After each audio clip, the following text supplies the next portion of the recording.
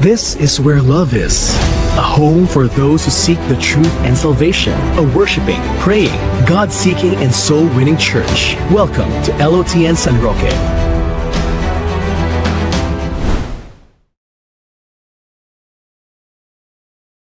So, good morning po muli at welcome po sa LOTN Church San Roque. Ayan, another Sunday morning. Night ako ng night kanina. Magtuloy na sabi ko.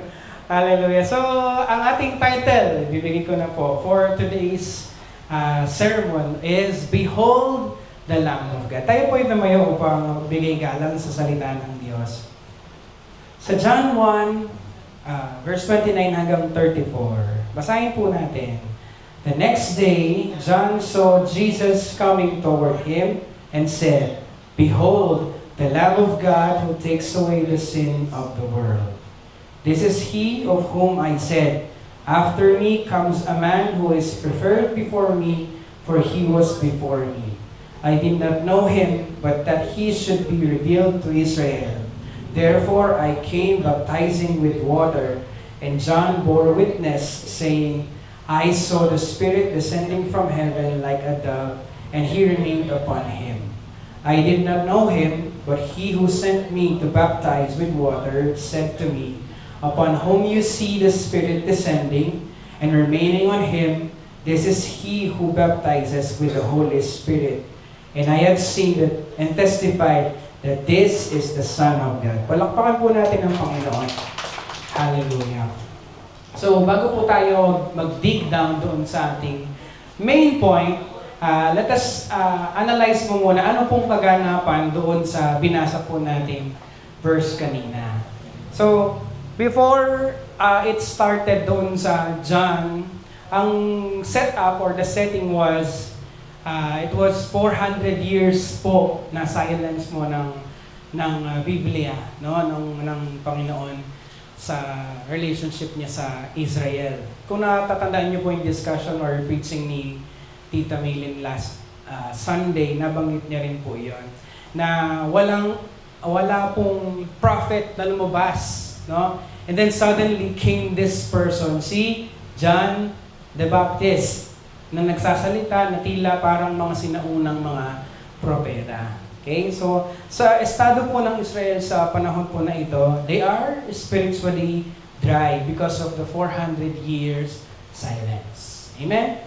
And then, John is introduced po doon sa unang chapter. Ipinakilala si John. Sino nga po pala yung John pinag-uusapan natin dito? Sa John the Baptist. Pero yung sumulat, okay.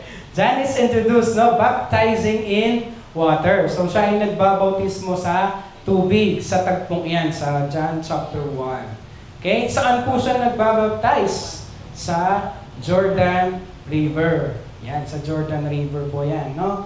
And in front of many people, maraming tao po sa tagpong yon. And mayroong mga pariseyong present dun sa moment po na yan. No? So ganun po yung imagination natin of the current situation noong naganap po itong chapter na to.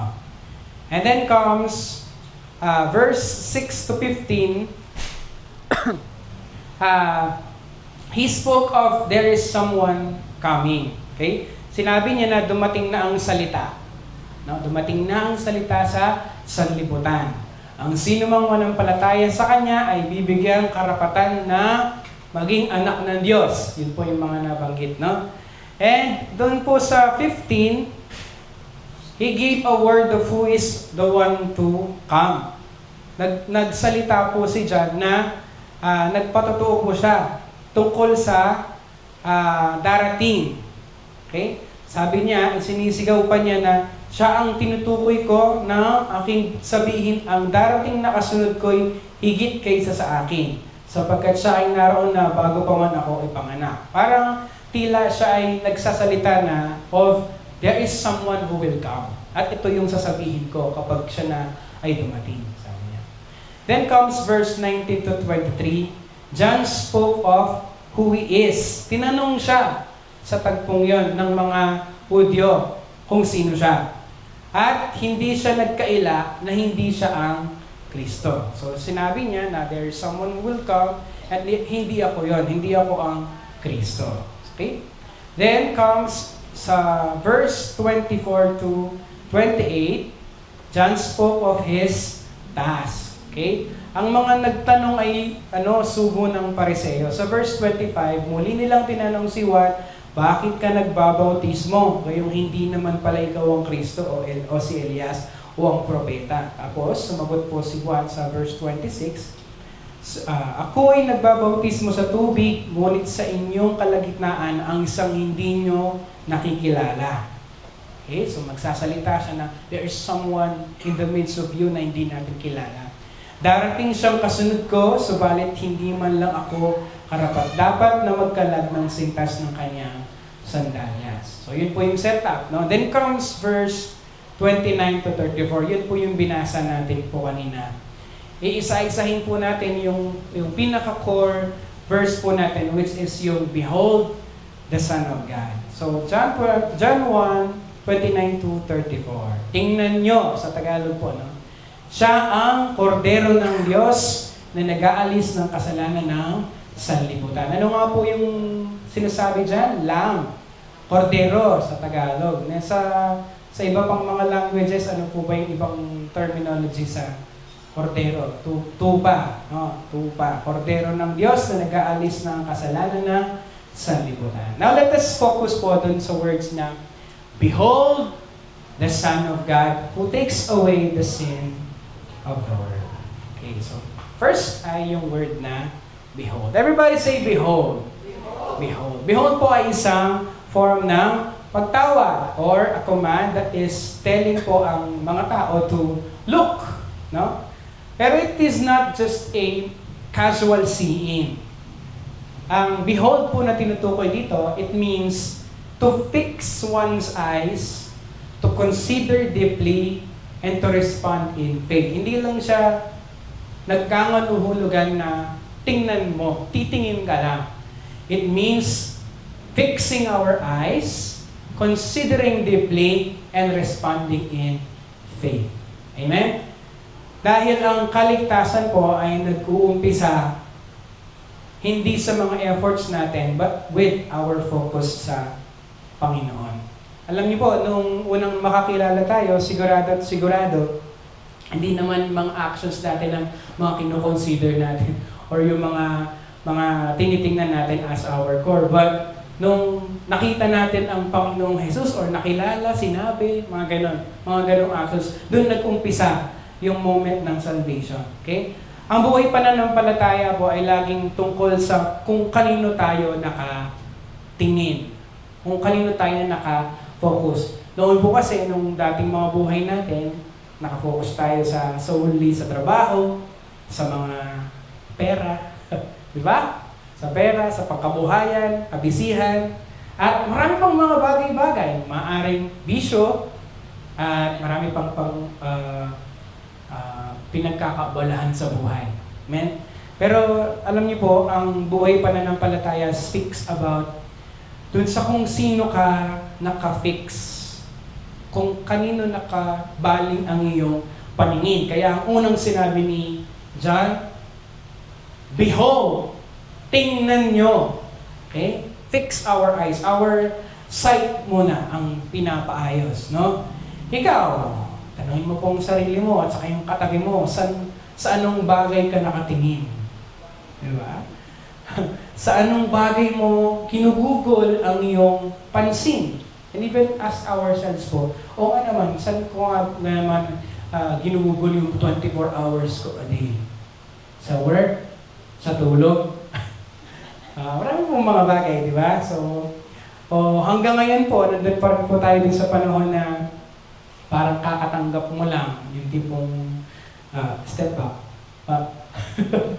Di ba? Yung hindi mo alam kung papaling-paling ka. Akang Lord nakafix, tapos biglang may natingin, patitingin na naman sa kabila.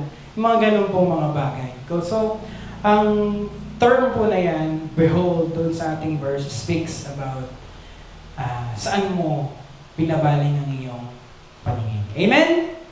Amen. Okay. The Lamb. Ayan. The Lamb is talking about po dun sa God's perfect sacrifice. Bakit po kaya kailangan ng sakripisyo? Palagay po natin. Okay, it's dun sa time immemorial, kung natatandaan niyo po ang unang kasalanan. Sino pa yung nanonood dito ng lesson 3 ng module natin? Ang unang kasalanan was done by Adan. Kasi kumain siya ng mansanas. Hindi, bunga. No? Bunga ng knowledge of good and evil. So dahil nagpasaway siya, naging disobedient siya sa Panginoon, ang sinabi ng Diyos, kapag kinain mo yan, anong mangyayari sa kanya? Tiyak kang mamamatay. So in order for us to be redeemed doon sa mangyayaring nun, kailangan mamatay ka. Kailangan mamamatay ka or somebody will die for you. And blood ang magiging kabayaran nun. Amen? So noong unang mga panahon, ang nangyayari is, kung naririnig natin to sa mga stories sa Bible, ang ginagawa ng mga unang tao ay nag-aalay sila ng mga sakripisyo, mga buhay na hayop. So in need talaga ang tao of blood o ng buhay bilang kabayaran. Sabi po sa Romans 6:23 sa King James Version, meron tayong pangangailangan of a lamb because we are going to pay. No, dapat tayo magbayad. And ang kabayaran na yon ay kamatayan. Okay? For the wages of sin is death. So, no matter who we are, we will pay for this. Okay? Death. But the gift of God is eternal life through Jesus Christ, our Lord. So, meron tayong pangangailangan of a lamb in order for us to be redeemed doon sa payment of death na yan. Alam niyo po, dalawa ang klase ng kamatayan, di ba? Yung kamatayang physical, saka kamatayang spiritual. So noong nagkasala po ang tao, it happened na both nangyari. Ang spiritual death is yung pagkakahiwalay niya sa Diyos. Ang physical death is yung mamamatay yung kanyang physical na pangangatawan. So no matter what, we will die physically. Yun po ang magaganap because ito yung sinabi ng Diyos na tiyak kang mamamatay. Pero it was delayed because nagkaroon pa ng chances of redeeming ang tao.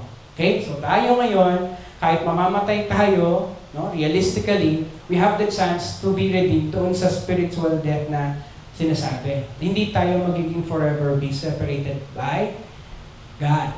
So meron tayong chance.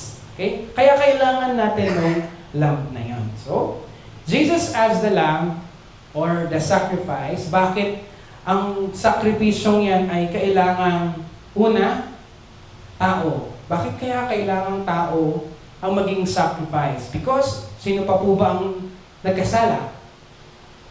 Man, sin. Tao ang nagkasala, man must pay. Dito sa tagpong yan, or din sa story na yan, sa situation na yan, Jesus became the second Adam. Okay? For those who accepted Him, ulitin ko po, sa lahat po ng mga tumatanggap sa Kanya or tatanggap pa sa Kanya, they became the new image of man. Okay? Christ-like ang image. Kumbaga, ang bagong anyo na natin is a Christ-like image. Hindi na yung nature ni Adan. And kailangan tao mismo yung magsakripisyo. Which is, sino pa yung nagsakripisyo? Jesus. Jesus is 100% man sa tagpong yan. Amen? And of course, 100% din siyang Diyos. Letter B.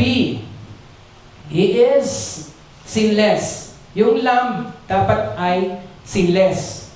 Doon sa unang mga panahon, ang binibigay nilang mga sacrifices ay spotless. Walang bahid ng, anong tawag doon? Kapintasan. Wala silang kapintasan. Perfect sila as a lamb. Okay? Yun yung naging requirement. But, alam niyo po, ang makasalanan naman po ay hindi pwedeng mamatay para sa isang kapwa makasalanan, di ba? Kumbaga, yung noon, kung ang binibigay nilang sacrifice hindi perfect, di ba, i-reject siya ng Diyos. So, ganun din po sa atin, nung ginawa ni Jesus ang kanyang sacrifice, hindi pwedeng may spot or may sin yung magiging sacrifice. So ang kailangan maging sakripisyo ay isang sinless person, which is Jesus. Okay? Jesus is spotless. Sabi po sa 1 Peter 1:18-19, babasahin ko po siya. For you know that it was not with perishable things, such as silver or gold, that you were redeemed from the empty way of life handed down to you from your ancestors. Hindi daw po sa pamamagitan ng silver or gold, but with the precious blood of Christ, a lamb without blemish or defect. So sinasabi po doon na ang naging sacrifice is a sinless, spotless, without blemish na lamb, which is Jesus. Siya lang yung magiging perfect. Siya lang ang perfect sacrifice, no? And then, letter C, pasensya na po dun sa nagkakatis ako, typo. Kaya letter C, only God. No? A God. Bakit isang Diyos ang magiging given ng sacrifice or giver of sacrifice? Only God can bear infinite wrath. Ulitin ko po Ang tatanggap po ng sakit at ng parusa noong mag-alay ang Panginoon ay ang Panginoong Jesus. No? Only God can bear that infinite wrath. Since hindi lang kasalanan mo, kasalanan ko, kasalanan ng mga may papanganak pa, mga kasalanan ng mga dati pa na mga tao ang ibe-bear ng isang sacrifice. Kung isang ordinaryong tao lang ang magsasacrifice na yan, hindi pwede. Kasi hindi niya tawag dito, hindi niya madadala, mabe-bear, mabibitbit lahat ng infinite na wrath ng Diyos. Di ba? Nagkasala ang tao, so paparusahan ng Panginoon or magkakaroon ng parusa ang tao. So somebody will bear or somebody will bear yung sakit. Ano po bang word ng Tagalog doon? Yung magdadanas, yun po yung term. Dadanas ng sakit at hagupit ng galit ng Diyos. Kasi galit ang Diyos dun sa kasalanan, di ba? So in order for that sin ay mawala, somebody will have to face, haharap dun sa wrath, galit ng Diyos. So wala namang magiging pwede sa ating lahat. Kasi infinite yung kasalanan, infinite yung galit. Di ba po? So kailangan infinite po or eternal ang magbe-bear ng wrath na yon. So only God can bear infinite wrath. God's sacrifice has eternal value. Amen? Amen? God's sacrifice has eternal value.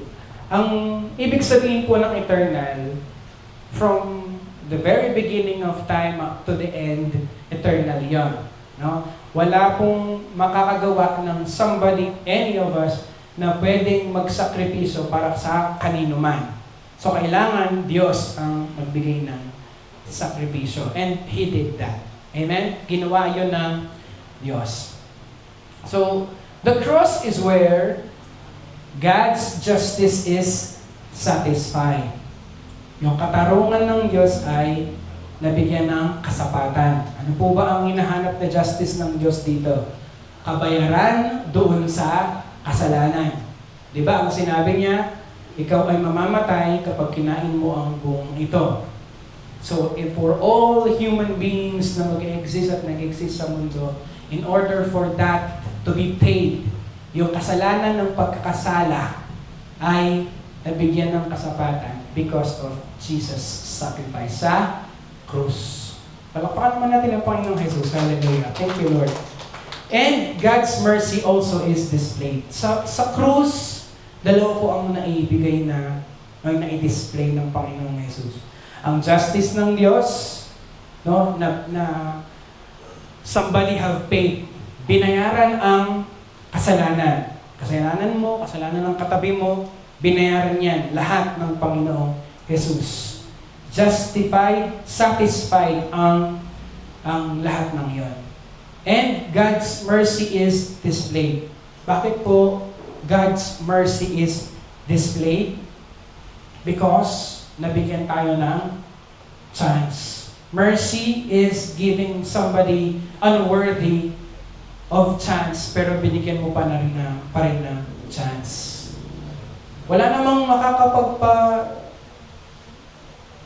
ligtas sa atin kung hindi dumating si Jesus, di ba? Kung titingnan niyo po ang Old Testament, magsasawa po kayo dun sa mga istorya ng bumalik sila sa Panginoon, tapos another chapter na naman, sila ay sumamba na naman sa mga Diyos-Diyosan, tapos babalik sa Panginoon. Endless yun, mula po Genesis hanggang Malakias.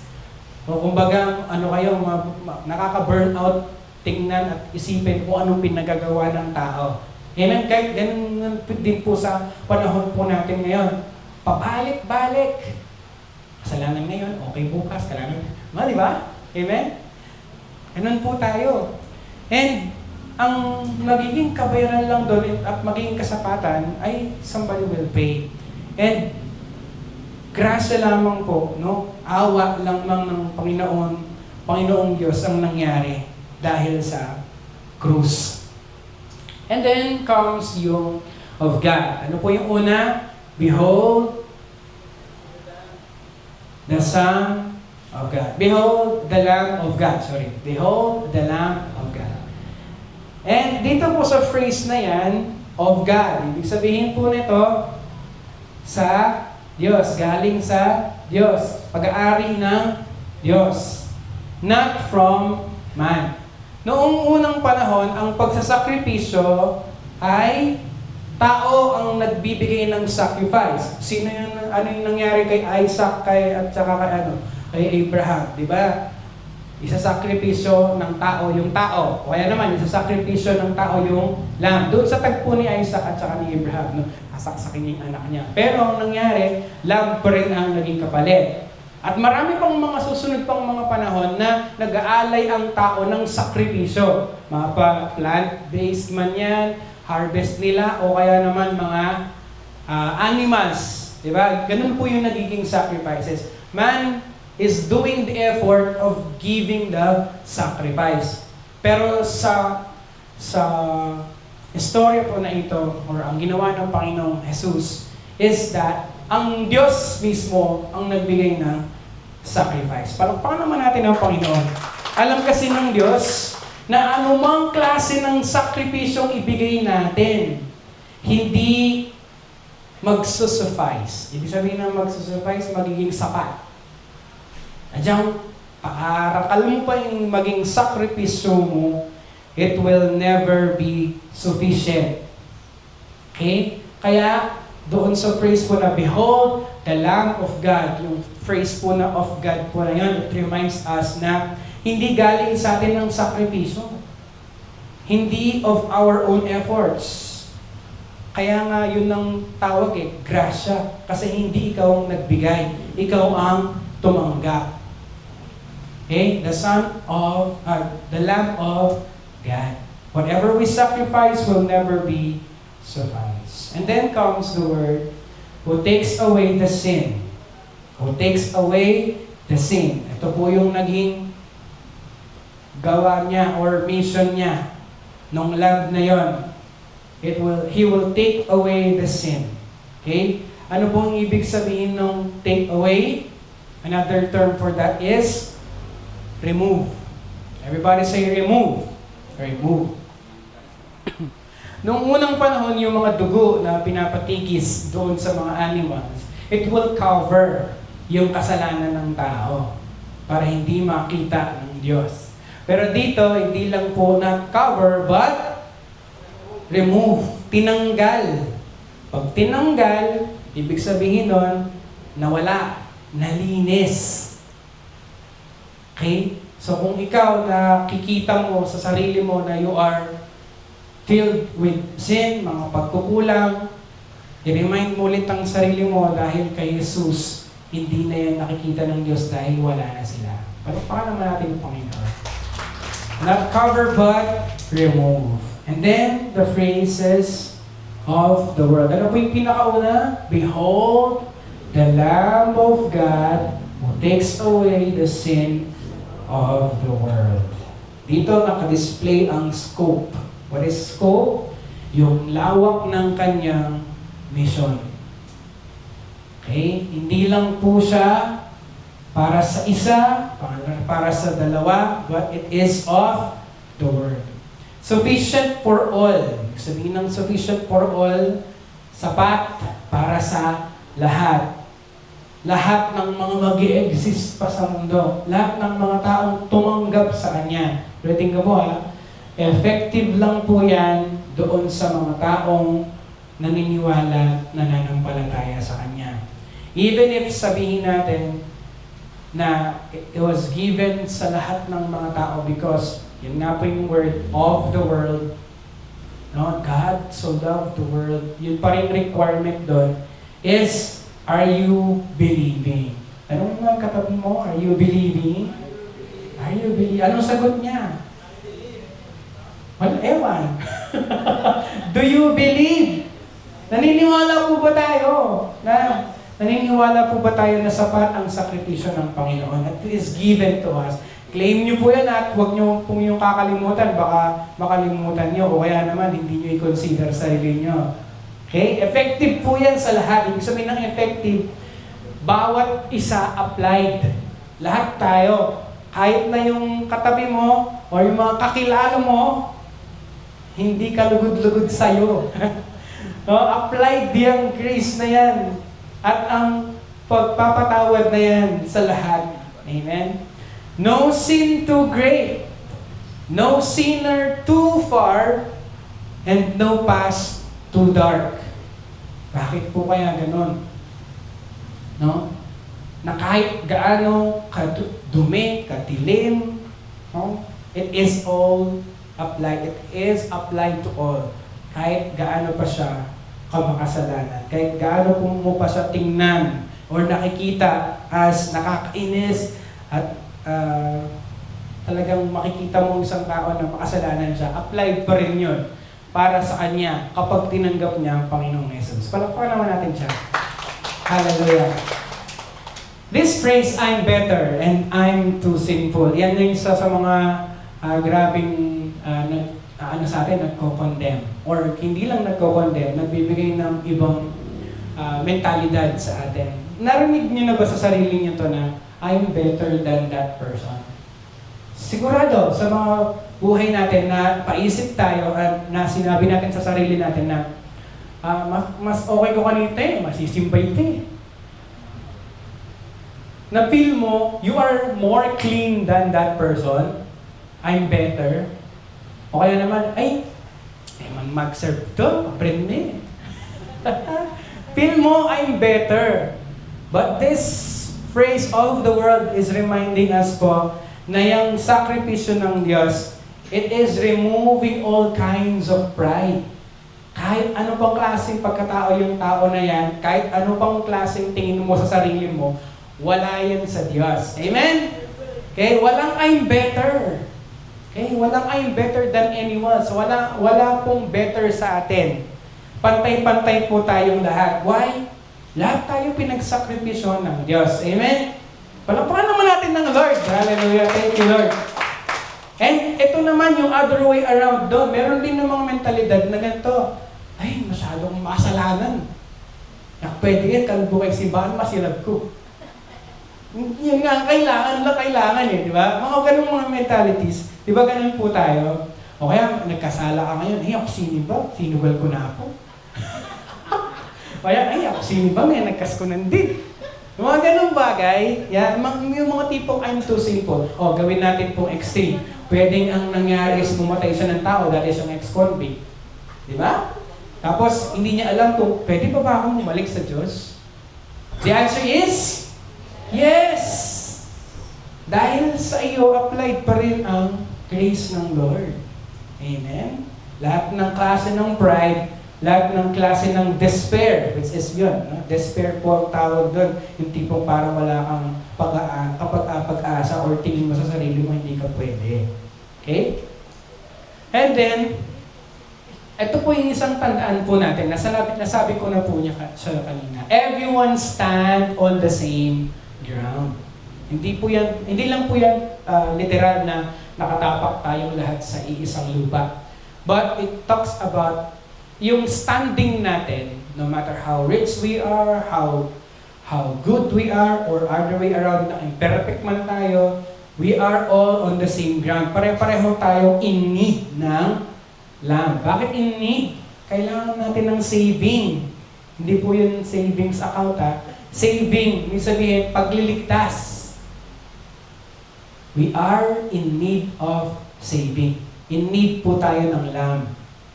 Kasi kahit ano namang ibigay mong sakripisyo, hindi yan pwede. Hindi yan sasapat. So, kailangan natin ng Lamb. Amen? At thank you sa Panginoon dahil doon. Okay? Dahil doon sa thought na tayong lahat ay binigyan of the world, no?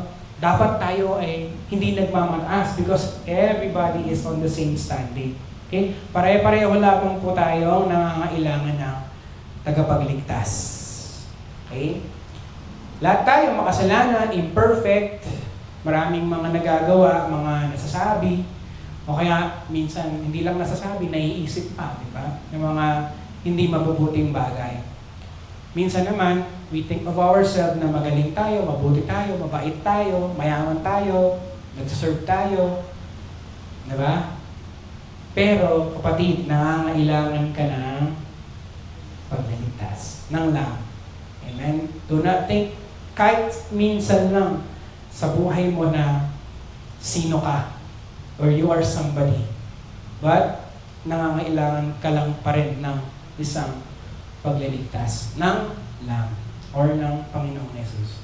And then comes verse 32, 34. Ito pong tagpong ito, this is not the core of our discussion, pero kung babasahin po yan, yung verses 30 to 34, dyan na-confirm na totoo yun, yung mga nabanggit na salita, na si Jesus ay ang Lamb of God, na siya ay dumating para sa ikaliligtas ng tao at tanggalin lahat ng kasalanan. So verse 32, 34 ay the confirmation from heaven. Okay, sabi po doon, ito po yung mga core words na nasabi. John is not the Savior, but the witness. Sinabi ni John na hindi ako ang tagapagligtas, pero ako yung magiging witness. Kumbaga, ako ang magsasabi dahil makikita ko, sasabihin ng Diyos kung sino. Magte-testimonya siya, magte-testify siya. Parang sa isang hukuman, wari sa isang kaso, siya yung testigo. John is the witness, no? Doon sa sasabihin na si Jesus or somebody will come na magliligtas sa tao. And of course, he pointed away from himself to Christ. Okay? Ang focus ay inalis ni John sa kanya. Dinala niya sa Panginoong Jesus. Doon po sa verse na yan, doon sa mga verse from verse 32, 34. Hindi ko na po siya babasahin lahat kasi mahaba-haba po siya. And also, it talks about na Christianity is not blind faith. Ano po ang ibig sabihin ng blind faith? Yung wala kang nakikita. Wala ka lang, kumbaga, maniniwala ka lang because sinabi lang nila, kailangan mo paniwalaan kahit wala ka naman nakita. Pero ang Christianity, and of course dito sa verse po na ito, na i-reveal ang isang katotohanan because merong isang eyewitness doon sa tagpong yan. At ang pangalan niya ay Juan. God Himself testifies that Jesus is the Lamb. Sinabi ng Panginoong Jesus na ito ang aking anak. Diba? Doon sa binasa po natin kanina. Sino po yung nakarinig nun? Si John. Okay? Si John is the witness. Let us go back to doon sa John is not the Savior. Bakit natin paniniwalaan yun nung sinabi ni John? How did John know to say this? Paano nyo nalaman na kailangan niya sabihin yun? Let us take it for example po. No? Sinasabi ni John na may darating paano natin mapapaniniwalaan? Or si John, paano niya nasasabi na may darating? Kung babasahin natin yung verse 6, saan na yung papel ko? Bro, pakikuha ang paper ko. Sa verse 6 po, sabi doon, sinugo ng Diyos ang isang tao na nagngangalang Juan. So yun yung pinangahawakan natin, no, as believers. No? There was a man sent from God whose name was John. So no matter what things na sinasabi niya, na tinetestify niya na sinabi niya is from what? From God. Dun sa verse 6, it tells us that there was a man sent from God. Galing sa Diyos. So kung question natin, kanino niya galing yun? Bakit niya nasasabi? Okay? So how did John know to say this? John's knowledge, o yung kaalaman niya, came from divine revelation. Sa mga sinabi niya, no? And the descent of the Holy Spirit was the decisive indicator. Doon sa moment na bumaba ang banal na Espiritu, it was a deciding and decisive indicator. No, na si Jesus, yun siya yung tinutukoy. Hindi naman niya alam eh, di ba? Si Jesus, magpinsan sila ni John. Di ba? O, pinsan mo, balo waring iya ito. Pero, because John was sent and ang revelation ay nanggaling sa Diyos, ang sabi ng Panginoong Diyos, kung sino ang bababaan ng banal kong Espiritu, siya yun. And then, ang nangyari, kanino bumaba ang banal na Espiritu? Kay Jesus. Kaya niya nasabi na, hindi ko siya kilala. Di ba kung babasahin niyo po yung verse, hindi naman niya kilala kung sino yung tinutukoy. But because of God's revelation, nalaman niya na, siya pala yun. Hindi siya because kakilala niya si Jesus. Sigurado naman, kakilala niya. Pinsan niya, di ba? So, hindi basis yung karakter ni Jesus or kung anong karisma meron si Jesus. Ang basis ng pag-reveal dito na siya ang tagapagligtas is because it was revealed by the Holy Spirit, by God mismo. Okay? John's authority came from being sent. Yan pala, verse number 6. Palakpakan naman natin, Panginoon. Thank you, Lord. Ayan. Meron ako ipapakita po sa inyo na picture. Saan kasing tagpo yan? Sino po yung katabi ni Jesus dyan? Ayun, tubig. Tubig. Yung dalawang magnanakaw or yung dalawang convict, diba? They are described in the Bible as, siyempre, worthy sila to be crucified. Amen? Sa mga nakapanood na nakakita ng kwentong ito dun sa Facebook, silent muna tayo. Okay, so meron tayong kwento dyan. Kunwari, doon sa tagpong yon, yung magnanakaw, ang nangyari is, syempre, namatay siya, no? Bago siya namatay, naniwala siya sa Panginoong Jesus, no?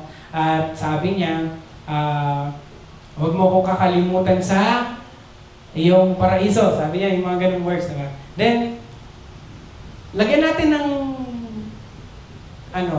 kwento. What if yung lalaking yon or yung magnanakaw na yon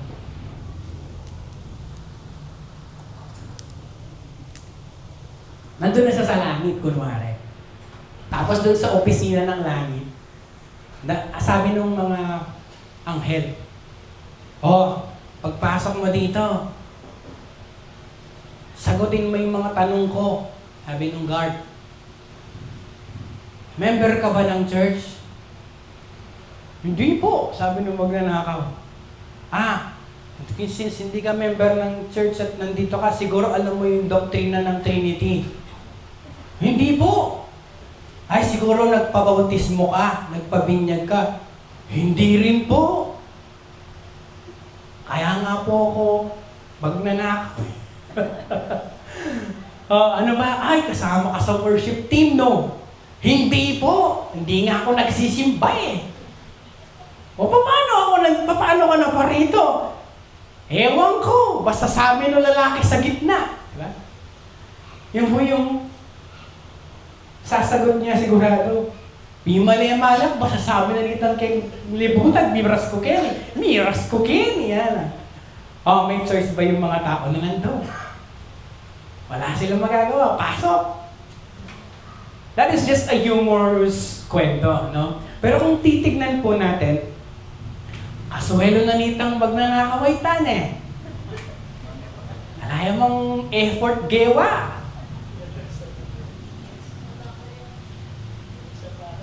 Miras siya ba no? Kahuli-huli, may last kaya, dapat rin king word. May last card yan. May kabid, may kaya, may kalusot. Di ba? Mga ganong klase ng wordings. Kumbaga, at the very last chance of his breath, buhay, siya ay saved. Ano po kayang tawag doon sa mga kasama nating nagmumodule? Ano tawag doon? Grace. Palakpakan natin ng Panginoon. Hallelujah. Siguro pagdating ko sa langit, punta lang kita. Swell mo naman, friends! Di ba? Walang ka-effort. What I mean is, wala pong bagay na maaari nating gawin, maaari nating isakripisyo, klase ng katangian ng pamumuhay na meron tayo, klase ng pagkatao meron tayo, trabaho natin, o kaya naman mga madidilim na nakaraan ang makapagpipigil sa Panginoong Jesus. Doon sa grace na yan. Amen? Grabe, no? Doon ako naging deeply touched doon sa words na there is no one greater than you. Sino pa nga ba ang makapagbibigay ng chance na ganon? Amen? Sa isang tao. And even sa isang convict na maaring hindi lang siya nagnakaw, pumatay pa. Or worse. Kaya nga siya dapat nandun eh. Diba yung pong culture nila dito, if nahang sila by crucifixion, sila ay considered as pinakamataas na klase ng krimen. Kaya po yan ang ganyan. So sila, yung dalawa na yan, so they are deserving of that crime or that punishment. Pero, lusot. Diba? Grasya ng Panginoon. So even sa atin, wala pong nakakihigit ang bawat isa. Amen? At ito po yung medyo nakakalungkot. We tend to forget yung standing po natin. Na yung mga actions natin, nakakalimutan natin na pinatawad lang tayo. Amen? Pinatawag lang po tayo. We tend to act as if kung sino po tayong mga nagmamataas. I know, nakaka-relate po kayo dito. Nakakalimutan natin ang Diyos, pinagmamalakihan natin ang Diyos sa iba't ibang klase ng mga actions po natin. Yung tipong kahit nga magdasal sa isang buong patingapon or paghapon, kinakalimutan pa natin, di ba? That is, I think this is a quote na nabasa ko dati, na ang isang taong hindi nananalangin is somehow prideful. Kasi hindi niya need ang Diyos. Amen? Because yung pagdadasal is a form of submission. So, nagmamataas tayo sa iba't ibang mga pamamaraan at hindi lang po yung example po na yan. No?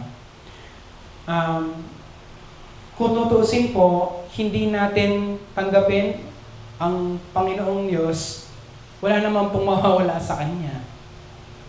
Amen? Sino po yung mawawalan kapag hindi natin siya tinanggap? Tayo. Ulitin ko po we are all bound to hell. To death.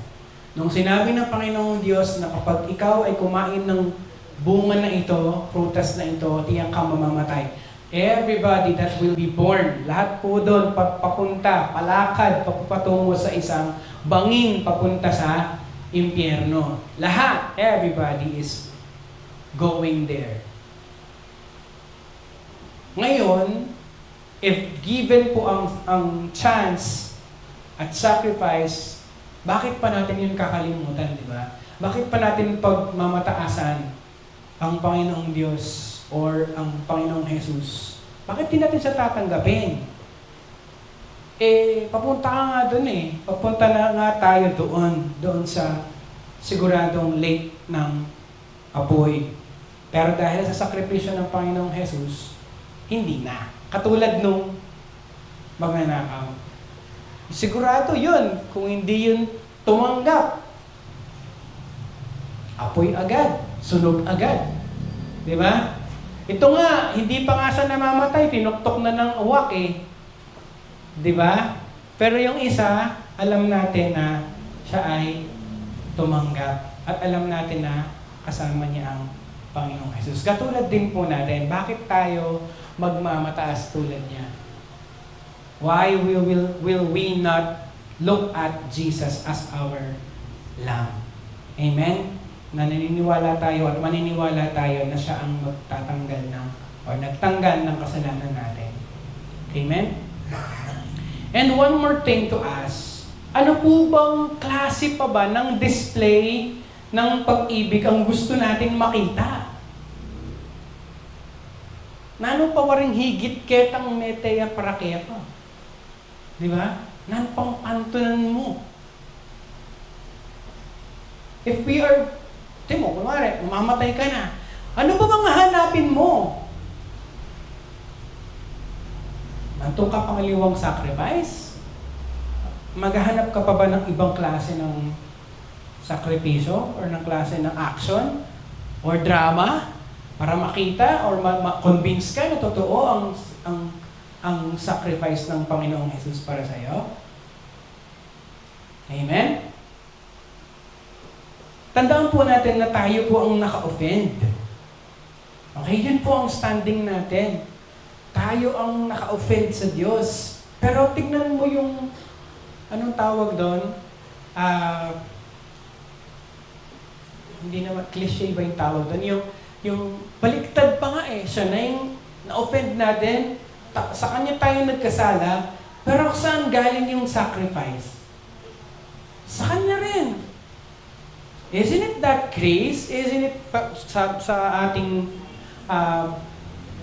standard bilang tao, ika nang may offend, ika pang memye. Sacrifice. O kunwari, mayroong isang tao nakapatay ng kamag-anak ng isang tao. Isa na yung namatayan, siya pa yung nagbigay ng kapatawaran. Siya pa yung nagbigay ng pantubos doon sa tao na paparusahan. Di ba parang kahibangan? Pero I call it love. Ganong klase ng Diyos meron tayo. Palakpakan naman natin ang Diyos. Di po ako ganyan. Hallelujah. So, katulad po nung magnanakaw na yon, hindi naman tayo magnanakaw. But the action is, hanggat nabubuhay po tayo. Huwag na po natin hintayin na mapunta po tayo dun sa moment na yon. Ay, tanggapan ko niya yung Lord, potang mamamatay na ako. Huwag. Hindi mo naman yun alam kung kailan. Di ba? Ito po ang kaibahan ng sitwasyon natin dito sa magnanakaw na to. Siya, at the very last moment, buti na lang, nagkaroon siya ng gano'n. Well, what if tayo? Nalaman na natin ng totoo, nabubuhay pa tayo ngayon. Marami pang taon ang darating. The challenge is, yung araw-araw po kaya nating buhay na gugugulin pa. Ganun pa kaya tayo mag-behold, tumingin dun sa sacrifice na yan? No matter what kind of struggle po, magka-problema tayo ng mga mabibigat na bagay, magkasala man tayo, wag na wag po nating kakalimutan na nagsakripisyo ang Panginoong Diyos para sa atin. At yung mga bagay na yan na hindi makasasapat para kalimutan natin yan. Amen? Amen po. Amen. Okay. Tandaan po natin, Jesus is the greatest, pero siya na po yung last chance. The one and only chance. Kaya kung hindi po natin yung tatanggapin, di natin siya tatanungin, tatanggapin, wala na pong ibang chance na mahanap po tayo sa mundong ito, kundi siya. Last slide po. We don't overcome sin. Worship team, pasok. We don't overcome sin by trying harder. Hindi po yan dahil sa pagkilos natin, mga gawa natin, ginagawa natin, or efforts natin, mga taglay natin. We overcome sin. We overcome sin po yan. We overcome sin by beholding the Lamb of God. Fixing our eyes sa Panginoong Diyos habang lumalakad po tayo sa buhay na ito, nakafix po ang mata natin sa Kanya. Amen? Amen? Tayo na po tumayo. Hallelujah. Palakpakan natin ang Diyos. This is where love is. A home for those who seek the truth and salvation. A worshiping, praying, God-seeking, and soul-winning church. Welcome to LOTN San Roque.